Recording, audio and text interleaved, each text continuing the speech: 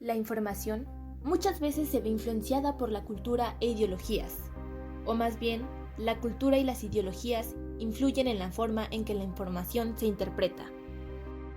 Hola, muy buen día. Nosotras somos Denise y Mari, su servidora. Estamos bastante emocionadas con esta segunda entrega de podcast, pues durante la semana se tocaron temas bastante interesantes. Hola Mari, como bien dices, los temas de la semana fueron bastante entretenidos y nos dieron un buen material para el podcast. Así que comencemos con el tema de la cultura y las ideologías. Empecemos por preguntarnos, ¿qué es la cultura? Pues, de acuerdo con la RAE, es el conjunto de conocimientos que permiten desarrollar el juicio crítico. Aquí tenemos una parte clave, juicio crítico. Este va a depender de cada individuo y del contexto en el que se encuentre, generando, como ya se había tratado en el podcast anterior, una interpretación subjetiva. Otro factor que influiría en la interpretación es la ideología, de la que también daremos una pequeña definición. La RAE dice que es el conjunto de ideas fundamentales que caracteriza el pensamiento de una persona. Notemos que es obvio a lo que nos referimos con que la ideología también influye en la interpretación, pues estamos hablando de los pensamientos de cada sujeto. Ahora que tenemos estos aspectos definidos, hablemos de la libertad de opinión y de expresión, el cual es un derecho con el que toda persona cuenta. Así es, y es tan importante que en 1987 se fundó en Londres una organización llamada Artículo 19. Su nombre refiriéndose al artículo 19 de la Declaración Universal de los Derechos Humanos.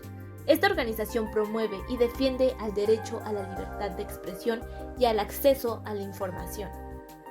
La forma en que se relacionan los temas que ya hemos tocado es muy sencilla, pues muchas veces esta libertad de opinión, expresión y el derecho al acceso de la información se ven limitados por los aspectos culturales y las ideologías con las que los individuos se desarrollan. Como ejemplo, algunas religiones no están de acuerdo en fomentar la educación sexual en el nivel básico, puesto que lo ven como pecado o innecesario. Sin embargo, a los infantes se les estaría bloqueando el derecho al acceso a esta información tan importante. Ahí tenemos un ejemplo donde la ideología es la que influye, pero si queremos verlo desde un aspecto cultural, utilizando el mismo ejemplo de la educación sexual, muchas personas se niegan a esto ya que lo ven como un tabú, siendo esta la cultura en la que nos desarrollamos.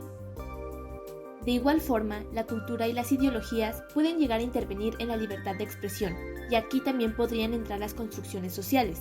Para entenderlo, hablemoslo con un ejemplo. Un sujeto quiere dar su opinión en acuerdo sobre la adopción homoparental, pero se siente limitado porque la cultura y contexto donde ha crecido le indica lo contrario a lo que piensa. Notemos el constructo social en el ejemplo, que podría ser el hecho de que el sujeto creció dentro de la heteronormatividad, considerando que las parejas mujer-hombre son lo normal, invalidando el resto de parejas. Este es el constructo que haría sentir al sujeto limitado si su opinión es distinta a lo que le han dicho que es normal durante toda su vida. Antes de que se nos acabe el tiempo, hablemos un poquito sobre otro de los temas que vimos en la semana, la recopilación de datos y su uso. Como bien se hablaba en la clase, a lo largo de nuestra vida otorgamos nuestros datos personales a muchas personas y no sabemos el uso que éstas les van a dar o cómo se van a manejar. Un ejemplo claro es la vacuna, donde se pide una gran cantidad de documentos para confirmar nuestra identidad, pero no sabemos a dónde van a parar todos esos papeles que contienen nuestra información personal.